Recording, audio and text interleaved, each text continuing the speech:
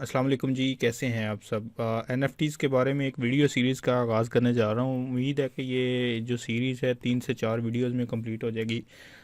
इसमें जो है आज की जो वीडियो है ये उसकी पहली कड़ी है। आज हम एनएफटीज़ से आपको मुतारफ़ करवाएंगे कितनी तरह के एनएफटीज़ होती हैं और एनएफटीज़ की जो ज़रूरत है वो दुनिया में क्यों पेश आई। मामला तो पहले भी चल रहे थे, तो उसके बाद जो है नेक्स्ट वीडियोस में हम किस तरह इसको आप अपने क्रिएट कर सकते हो और लिस्ट कैसे करना है और सेल कौन सी एनएफटीज़ होती हैं। जैसे कि मैंने पहले भी डिस्कस किया कि आज की वीडियो एनएफटीज़ का तारुफ होगी और एनएफटीज़ की इम्पोर्टेंस और इसकी ज़रूरत क्यों पेश आई इस बारे में मैं डिस्कस करूँगा। तो एनएफटीज़ बेसिकली जो है वो होती क्या है। एनएफटी का मतलब है नॉन फंजिबल टोकन। टोकन का भी आपको पता होगा कि क्रिप्टो रिलेटेड चीज़ है और बाकी जो है वो तो फंजिबल किसी भी चीज़ का तबादला किए जाने को कहते हैं। यानी ये जो एनएफटी होगी ये एक किस्म का क्रिप्टो टोकन होगा जिसका कोई भी आप मुतबादल नहीं आप प्रोवाइड कर सकते या उसका कोई मुतबादल नहीं है, वो अपने आप में यूनिक चीज़ होती है। मिसाल के तौर पे आपको मैं बता दूं कि जिस तरह कोई डिजिटल एसेट है, ठीक है जी, कोई आपकी जायदाद है डिजिटल, ठीक है, आप उसको जो है वो आप किसी भी चीज़ को अपनी पर्सन को एनएफटी बना सकते हो। अच्छा, आप जो है वो फिज़िकली जो भी अपनी चीज़ की एनएफटी बनाओगे वो स्टोर किधर होगी, उसको डिजिटल फॉर्म में आप कन्वर्ट करके जो है उसको आप कहाँ स्टोर करोगे, तो जनाब वो जो है वो ब्लॉकचेन पे स्टोर होगी। ठीक है जी। इसमें आप जो है ना किसी भी चीज़ के एनएफटी बना सकते हो, लेकिन आपने एनएफटी वो बनानी है जो आपकी मलकियत है, कलेक्टेबल है या कोई ट्रांसफरेबल चीज़ है, उस चीज़ की आप जो है एनएफटी बना सकते हो जिसे आप किसी को ट्रांसफ़र कर सको और उसका वो उस एनएफटी से वो अपनी जो डिजिटल लाइफ है, डिजिटल का लफ्ज़ बार बार इसलिए बोल रहा हूँ कि कोई भी चीज़ जो डिजिटली कन्वर्ट हो सके उसको आप एनएफटी कहते हो। और अगर आपने वो किसी को सेल करनी है तो उसका ज़ाहिर है उसको डिजिटली कोई ना कोई फ़ायदा भी होना चाहिए, कोई यूटिलिटी हो वो, तो डेफिनेटली आप जो है वो एनएफटी उसी चीज़ की बनाओगे जो चीज़ आपकी मलकियत है। जैसे कि एनएफटी का आजकल जो बुखार है वो तो आर्ट वर्क में जो है उसको लेके चल रहा हुआ है, हर बंदा अपना आर्ट बना रहा है। आर्ट का एनएफटी का जो बेसिक कॉन्सेप्ट है वो ये है, मोस्टली लोग सोचते होंगे जो आर्ट है वो तो डाउनलोडेबल है, कोई भी डाउनलोड करके यूज़ कर सकता है, उसका क्या है, कैसे कॉपीराइट का वो जो है वो आप देख सकते हो। तो आजकल जो क्रेज़ है ना वो आर्ट का है। ठीक है, मैं मानता हूँ डाउनलोड हो गए आप यूज़ कर सकते हैं, इसमें क्या है, क्या क्या चीज़ है। बेसिक जो एनएफटी का कॉन्सेप्ट है ना, जो इसकी रूटीन की जो हमारी लाइफ है इसमें इसकी ज़रूरत कहाँ पेश आई उसको आगे जाके इस वीडियो में डिस्कस करेंगे। बेसिकली आर्ट आप समझ लें कि आप जो है एनएफटी की जो क्रेज़ है, उसकी दुनिया है, उसका जो है पहला स्टेप आप समझ लें कि जैसे कि मैंने डिस्कस किया कि जो एनएफटी है वो क्या चीज़ होती है। तो ये आपकी प्रोप्राइटरी जो भी थिंग, आइटम, कोई भी चीज़ जो है जो आपकी मलकियत है उसको आप डिजिटली आप कन्वर्ट कर सकते हो। ठीक है जी। तो ये चीज़ आप डिजिटली कन्वर्ट करके उसको आप एक टोकन की शक्ल दे सकते हो और वो टोकन ब्लॉकचेन पर रजिस्टर होगा और वो क्रिप्टो टोकन के तौर पे ब्लॉकचेन पे रजिस्टर होगा। और चूँकि वो ब्लॉकचेन पे होगा और उसमें फिर ज़ाहिर है ट्रेडिंग भी हो सकती है, उसको बाय सेल भी कर सकते हैं। तो एनएफटी की एक प्रॉपर्टी ये है कि ये बाय सेल हो सकता है।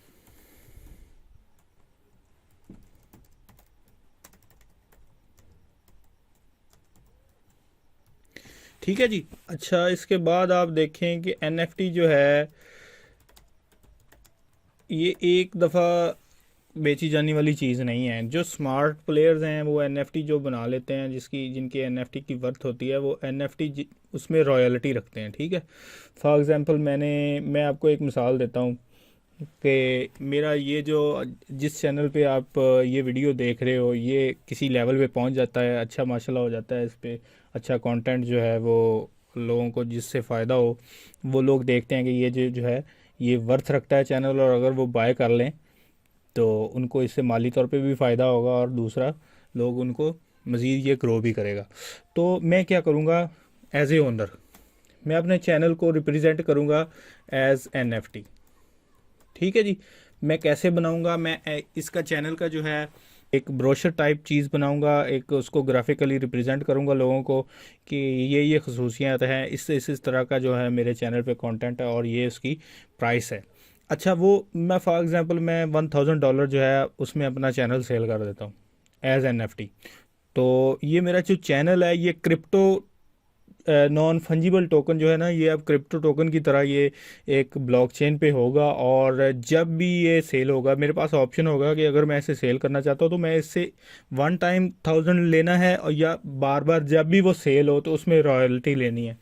तो जब भी ओनर होता है, जो क्रिएटर होता है, उसको जिसने ये मिंट की होती है, वो रॉयल्टी रख सकता है अपनी मर्ज़ी की ना। वो 5% रख ले, ठीक है जी, 10% रख ले, कोई भी चीज़ वो रख लेगा। तो जब भी वो बंदा आगे मेरा चैनल प्रॉफिट में या कहीं अपना ट्रेड करेगा, कहीं भी सेल करेगा, तो मुझे मेरा 5% मिलेगा, या जो भी मैंने उस वक्त सेट किया होगा। तो ये सारी ज़िंदगी की रोटियां हैं, समझ लें। सारी ज़िंदगी की रोज़ी रोटी है। तो जिसकी NFT बिक गई और उसकी यूटिलिटी भी हुई उसकी रियल लाइफ में, तो लोग जो है वो उस NFT को बाय भी करेंगे, और हर दफ़ा आपको आपकी रॉयल्टी जो है वो मिलती रहेगी। बेसिकली NFT का जो कॉन्सेप्ट है ये दुनिया में आया ही इसीलिए है, लोग जो अपनी चीज़ें हैं उसको डिजिटल फॉर्म में कन्वर्ट करके आगे सेल कर सके। जैसे कि मैं पहले भी डिस्कस कर चुका हूँ कि जो करंट NFT का ट्रेंड है वो आर्ट पे ज़्यादा फोकस है। लोग अपना आर्ट वर्क है उसको NFT बना के सेल कर रहे हैं। तो बेसिकली NFT का जो मकसद है वो अपने किसी भी मलकीती चीज़ के हकूक़ की हिफाजत है। फॉर एग्ज़ाम्पल एक प्रोड्यूसर है, वो फ़िल्म बनाता है, ठीक है, वो आगे अपनी फ़िल्म के जो राइट्स हैं वो किसी को सेल कर देता है, कोई भी अमाउंट ले लें, ठीक है, उसमें वो आगे सेल कर देता है। आगे उस फिल्म की कॉपियाँ कितनी बनती हैं, उस मास्टर कॉपी से कितनी बनती हैं, और उसको क्योंकि उसने तो वन टाइम सेल किया है ना, तो आगे जो है वो उसको हर दफ़ा रॉयल्टी तो नहीं मिलेगी। तो आगे कॉपी होती है, फिर इंटरनेट पे पायरेटेड मूवीज़ की शक्ल में वो अवेलेबल हो जाती है, और सीडीज़ बन जाती हैं, मल्टीपल कॉपीज़ बन जाती हैं, यूएसबी में रखी जा सकती हैं। तो NFT इसमें अगर इम्प्लीमेंट की जाए ना, तो अगर वो बंदा अपनी मूवी की NFT बना ले और उसको ब्लॉकचेन पे रजिस्टर कर ले एज ए टोकन, और उसे सेल करे, और हर दफ़ा रॉयल्टी जो है उसे वो मिलती रहे, तो कभी भी जो है वो ये चीज़ें जो है ये कॉमन नहीं होंगी। हर दफ़ा हर सेल पे जो है वो उसको रॉयल्टी मिलती रहेगी। NFT जो है ये मेटावर्स की जो है ना एक कड़ी है, उसकी एक जो है पहला आप कह लेंगे NFT। मेटावर्स एक वो डिजिटल कायनात होगी जिसमें क्रिप्टोस की करेंसी है और NFT उसकी यूटिलिटीज़ होंगी। हम उस मेटावर्स में जो है अपनी जो चीज़ें हैं उनको डिजिटल फॉर्म में NFTs में कन्वर्ट करके लेन देन कर लिया करेंगे, और जो हमारी करेंसी होगी वो उस मेटावर्स में क्रिप्टो करेंसी होगी। अच्छा, इस NFT का जो है वो बेनिफिट जो है किसी भी इंसान के लिए वो क्या है, इसकी ज़रूरत क्यों पेश आई, और जो लोग हैं कंटेंट क्रिएटर्स हैं या दूसरे लोग हैं वो इससे वो कैसे फ़ायदा उठा सकते हैं। फॉर एग्ज़ाम्पल अगर आप कोई कंटेंट क्रिएटर हैं, आप कोई यूट्यूबर हैं, आप सिंगर हैं, आप म्यूज़िशियन हैं, आप अपनी चीज़ की NFT बनाओ, जो भी आपने प्रोडक्ट की है NFT बना के उसे NFT बना के आप उसे सेल कर सकते हो। और अगर आप में स्मार्टनेस है, ठीक है, और आपका कंटेंट ऐसा है कि जो लोगों को पसंद है, जिसकी वैल्यू है, जिसकी वर्थ है, तो आप अपनी सारी ज़िंदगी की रोज़ी रोटी जो है ना उससे लगा सकते हो, ठीक है। उसमें रॉयल्टी रखो, रॉयल्टी रख के जो है हर दफ़ा सेल परचेज़ पे आप उसे बेनिफिट ले सकते हो। मैं यहाँ जो है ना एक नात ख्वां की मिसाल दूंगा। नात ख्वां जब भी अपनी नात रिकॉर्ड करे, उसकी एल्बम बनाए, ठीक है, एल्बम बना के उससे जो है उसको एक NFT में कन्वर्ट करे। उसका जो लिंक है NFT जब लिस्ट होगी, जो वीडियो आएगी उसमें आपको बताऊंगा, जब NFT लिस्ट करनी है तो आप उसमें एक्सटर्नल लिंक्स भी दे सकते हो जिसकी एक्सेस सिर्फ आप लोगों के पास हो या उस बंदे के पास हो जिसने आपसे वो NFT बाय करनी है। जैसे आपको टी सीरीज़ की मिसाल देता हूँ कि वो हुकूक ख़रीद लेते थे और वो आगे मल्टीपल कॉपीज़ और पायरेटेड वो सारा स्टफ़ जो है वो बीच में आ जाता है। तो इस तरह जो है बंदे को सही क्रेडिट मिलता है उसकी, जब भी जैसे ही वो चीज़ वो एल्बम आगे फर्दर सेल होगी और वो उससे मज़ीद जो है रॉयल्टी से अर्न करेगा। जिस बंदे ने भी मास्टर कॉपी या जो अर्ली अडॉप्टर्स होंगे ना उस एल्बम के, वो आगे जो है उसका कंटेंट जो है एल्बम के सॉन्ग्स, या यहाँ हम चूँकि नात की बात कर रहे हैं तो नात जो है वो इंडिविजुअली वन बाय वन उसकी कम प्राइस करके वो आगे अपनी सेल्स को बढ़ा सकेंगे। ठीक है जी। NFTs की कुछ किस्में जो है वो आपसे डिस्कस करूंगा। पहली जो किस्म है वो जैसे कि मैंने पहले भी डिस्कस किया, जिसका आजकल ज़्यादा क्रेज़ चल रहा है वो आर्ट वर्क। ठीक है जी। आर्ट वर्क आजकल जो है वो जो ग्राफिक डिज़ाइनर्स हैं, जो इलस्ट्रेटर वगैरह जानते हैं, एनएफटी का जो आर्ट वर्क है उसको बना के आगे वो सेल कर रहे हैं। जैसे उसकी मिसाल अभी ये मैं आपको दिखा रहा हूँ, वैसे मैं दिखाना तो नहीं चाहता था लेकिन आपको एग्जांपल के तौर पे दिखा रहा हूँ कि 4,80,000 की ये बिड जो है वो आखिरी लग चुकी है अमिताभ की मधुशाला, हिंदी में पता नहीं ये सॉन्ग है अब क्या चीज़ है, इसको इन जनाब ने जो है वो एनएफटी के तौर पे डाला हुआ है। तो इससे आप जो है एनएफटी का कॉन्सेप्ट आपको ज़्यादा क्लियर होगा कि ये अपने जो राइट्स हैं, प्रोप्राइटरी राइट्स जो हैं वो सेल करना चाह रहे हैं, इस जो ट्रैक है या व्हाट्सएवर जो भी है।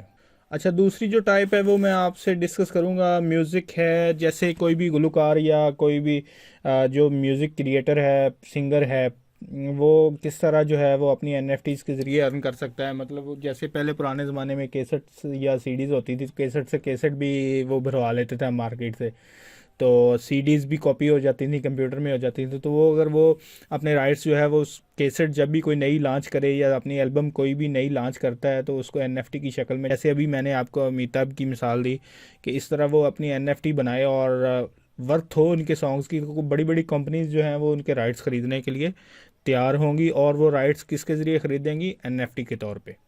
ठीक है, उनके पास मुकम्मल राइट्स होंगे। जस्ट लाइक जैसे वो सिंगर अपनी नया सॉन्ग लॉन्च करता है या वीडियो बनाता है तो वो यूट्यूब पे जो है उसको डाल देता है। यूट्यूब से अब कितने लोग डाउनलोड कर रहे हैं कोई हिसाब नहीं है। उसने तो कंपनी को एक दफ़ा ही जो है वो सेल किया और उससे पैसे मिले हैं। ठीक है जी।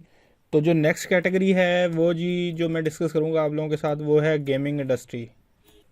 वैसे तो गेमिंग इंडस्ट्री में जो भी गेम डेवलपर्स हैं या गेमिंग इंडस्ट्री के जो बड़े बड़े स्टेक होल्डर्स हैं वो अपनी पूरी की पूरी गेम्स को भी एनएफटी पे सेल कर सकते हैं, एनएफटी बना के। लेकिन वो आजकल जो ट्रेंड चल रहा है वो ट्रेंड ये है कि वो प्लेयर्स की जो गेम के अंदर इन प्लेयर्स होते हैं वो स्किन्स, उनके करैक्टर्स, ठीक है, उनकी स्पेशलिटीज़, ये चीज़ें जो है ना ये सेल करते हैं। ये मैं चीज़ बता दूं कि ये स्पेशल होती है हर बायर के लिए। ठीक है, ये चीज़ें स्किन्स करेक्टर वाल। ठीक है जी, जो नेक्स्ट कैटेगरी आप लोगों के साथ डिस्कस करनी है वो स्पोर्ट्स वाली है। स्पोर्ट्स की जो कैटेगरी है इसमें कोई भी प्लेयर जो है अपने फेमस मोमेंट्स जिसमें उनके कोई रिकॉर्ड्स हों या कोई ऐसी चीज़ें जो हैं वो सेल कर सकते हैं। इसकी जो मिसाल है वो शोएब अख्तर साहब जो हैं हमारे रावलपिंडी एक्सप्रेस, आप लोग जानते हैं माशाल्लाह सारे। तो उन लोगों की ट्वीट भी आप लोगों के सामने थी कि उन्होंने कहा कि मैं आ रहा हूँ क्रिप्टो और ब्लॉकचेन की दुनिया में, कहीं से भी लॉन्च कर सकता था लेकिन पाकिस्तान मेरा गरूर है इसलिए मैं 10 अप नेशन के साथ लॉन्च कर रहा हूँ। तो ये एनएफटी की बात कर रहे थे कि अपने जो बेस्ट मोमेंट्स हैं, जो बेस्ट बॉल्स हैं या जो भी इनकी जो स्पेशलिटीज़ और माइलस्टोन्स वगैरह उनको एनएफटी में बना के ये कहीं लॉन्च करने वाले हैं। ठीक है जी, ये ट्वीट पुरानी है, बाद में इन्होंने किया नहीं है, लेकिन लेट्स होप कि ये ना इस चीज़ को आगे लेके चलेंगे और इससे भरपूर फ़ायदा उठाएंगे। हमारे माशाल्लाह हर दिल अजीज़ वसीम अकरम साहब पाकिस्तानी क्रिकेट लेजेंड जो हैं उन्होंने भी अनाउंस किया था कि वो एनएफटी की मार्केट प्लेस है बाइनांस पे, उसके ऊपर अपनी एनएफटीज जो है वो लॉन्च करने वाला। ठीक है जी। तो अभी स्पोर्ट्स का जो कैटेगरी है उसका कॉन्सेप्ट आप लोगों को जो है वो अच्छे तरीके से समझ आ गया होगा कि जो प्लेयर्स हैं वो अपनी एनएफटीज बना के सेल कर सकते हैं। अच्छा, उसके बाद जो सबसे जो फेमस और वायरल कैटेगरी है वो मीम्स हैं। किसी की कोई भी बंदा है उसकी मीम बन जाती है वो फेमस हो जाती है, वायरल हो जाता है वो बंदा, तो वो अपने मीम्स को जो है वो एनएफटी बना के अच्छे खासे रुपए कमा सकते हैं।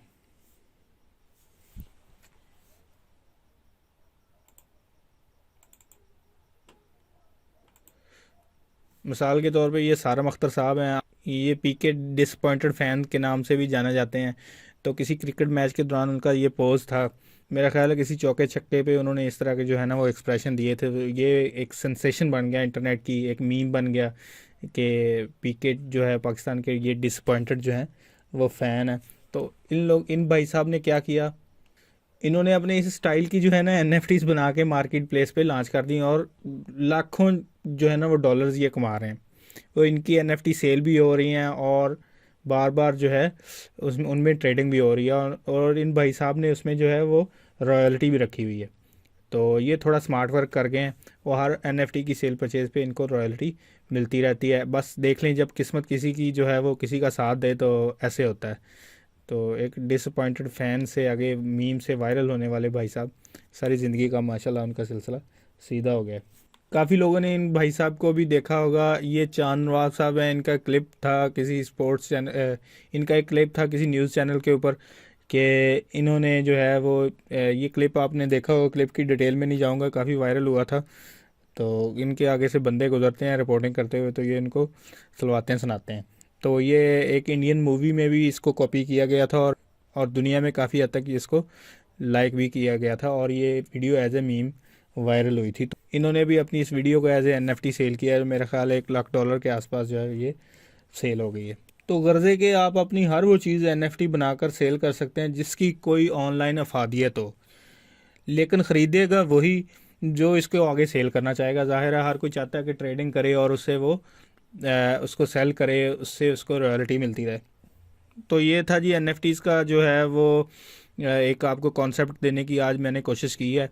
NFTs का जो है आम इंसान की ज़िंदगी में किस तरह ये इम्पैक्ट आएगा और किस मकसद के लिए NFTs का जो कॉन्सेप्ट है उसको सामने लाया गया। इंशाल्लाह जो नेक्स्ट वीडियो होगी उसमें जो है NFT आर्ट वर्क थोड़ा बहुत आपको जो है वो बनाने की मैं बताऊंगा कि किस तरह आपने NFT का जो आर्ट वर्क है थोड़ा बहुत वो कैसे बनाना है। मैं एक ग्राफिक डिज़ाइनर तो नहीं हूँ, फिर भी जो है NFT बनानी हो तो फिर मैं बना लूँगा, क्योंकि वो जितनी ख़राब होगी उतनी ही वो अच्छी लगे। आपको एक करैक्टर बनाना सिखाऊंगा कि किस तरह एक करैक्टर बनाना है, और अपना एक बैनर जो है वो NFT का वो भी बनाऊंगा, उसके बारे में आपको बताऊंगा। फॉर एग्जांपल अगर मैं अपने YouTube चैनल को जो है वो NFT बनाऊं तो वो NFT किस तरह की होगी, और उसको मैंने जो है वो ब्लॉकचेन पे किस तरह रिप्रेजेंट करना है। ठीक है जी।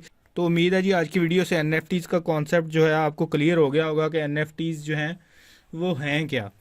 तो इस सीरीज़ की अगली वीडियो तक जो है वो इजाज़त दें जी। दुआओं में याद रखिएगा। अल्लाह हाफिज़।